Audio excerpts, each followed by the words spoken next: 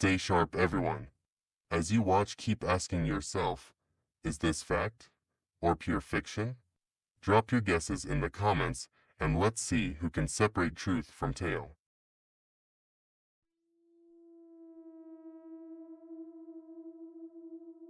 The shadow first appeared in my bathroom mirror about 3 weeks ago. I thought it was my mind playing tricks on me, something to do with the lighting. I'd finish brushing my teeth, glance up, and there it would be, a dark, almost human shape standing just behind me. Every night, it seemed a little closer, a little clearer, like it was sharpening its outline the more I noticed it. I tried telling myself it was just my imagination, that there was nothing there. But the longer I stared, the more I became convinced there was something, a figure, a presence, that wasn't just a trick of the light. One night, as I leaned in closer to inspect the mirror, I felt a chill crawl up my spine. The shadow was moving, its shape warping as it edged forward, independent of my movements. My heart began to race, and I could feel the blood draining from my face. I turned quickly, expecting to see someone, or something, behind me. But there was nothing. Just the empty bathroom. After that night, I avoided looking in the mirror altogether. I brushed my teeth with my head down, never lifting my gaze. But the feeling of being watched grew stronger, pressing in on me, especially at night. One evening, after weeks of tension, I couldn't take it anymore. I turned off the lights, yanked the mirror off the wall, and took it to the attic, where I shoved it face down into a corner, determined to forget about it. Days passed, and I finally felt at ease. But one night, as I lay in bed, I heard it, a faint, scratching sound coming from the attic.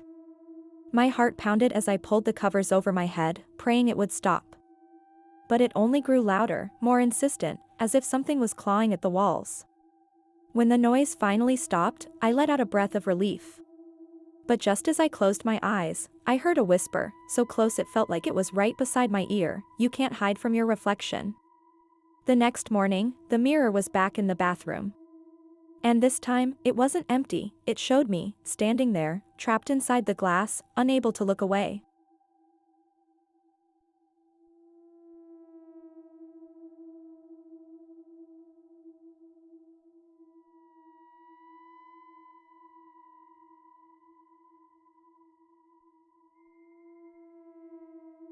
When I was a little girl, my grandmother gave me a doll. It was beautiful, with big blue eyes, soft blonde curls, and a red dress that looked like it belonged in another century. I adored that doll. I took her everywhere, held her tightly at night, and even named her Lila. My mom told me the doll was a family heirloom, passed down from her mother's mother, and that made me love it even more. But after a few weeks, something strange began to happen. At night, as I lay in bed, I'd hear faint whispers. At first, I thought it was my mom talking to herself in the hallway or the TV left on too loud. But one night, I realized the whispers were coming from right beside me. I held my breath, too scared to open my eyes, and listened as Lila seemed to murmur words I couldn't quite understand. The next morning, I told my mom, but she just laughed and said it was my imagination. But the whispering continued, growing clearer each night. One evening, I decided to stay awake to try to understand what she was saying. I lay still, barely breathing, as Lila's whispers grew louder. She was saying my name, over and over, in a voice that was not my own. One night, I mustered the courage to ask, "Lila, are you talking to me?" Silence followed, thick and heavy. I almost thought she wouldn't respond when suddenly, in a slow, cold voice, she said, "You took my name, now I'll take yours."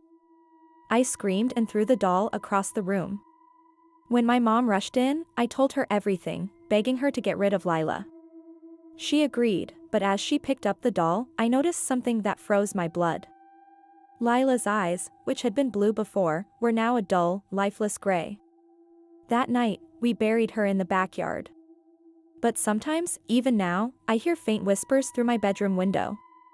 And on quiet nights, she calls my name, as if she's still out there, waiting to take it back.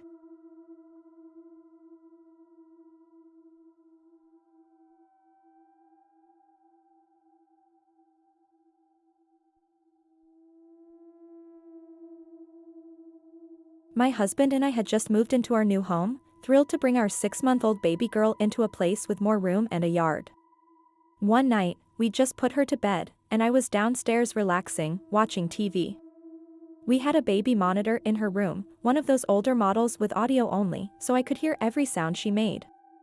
Around 11 p.m., I heard something faintly coming through the monitor. At first, it was just soft static. I thought she might have woken up, but she was usually a sound sleeper. Then, in the middle of the static, I heard a voice whispering. I couldn't make out any words, but it sounded like a man speaking very softly. I was frozen. My first thought was that someone was in her room. My husband rushed upstairs while I listened, my heart pounding. When he got there, he found nothing out of the ordinary. Our daughter was fast asleep. But every night after that, around the same time, the voice would return. Sometimes it was just faint muttering, other times, it seemed like it was trying to speak directly to her. One night, we decided to replace the monitor, thinking maybe it was picking up some kind of interference from another house. We bought a new one with video, just for peace of mind. But the very first night we used it, the camera showed something even worse, a shadowy figure, barely visible, standing over her crib. We never saw it with our eyes, but every time we turned on that camera, the figure was there, watching. We moved out a few months later. Thanks for joining us on this journey into the unknown. So, how did your guesses hold up? The first two tales were pure fiction, born from imagination to give you a thrill. But that last story, it's rooted in real events. Let that one haunt your thoughts. Don't forget to subscribe for more mysterious stories where fact and fiction are never what they seem.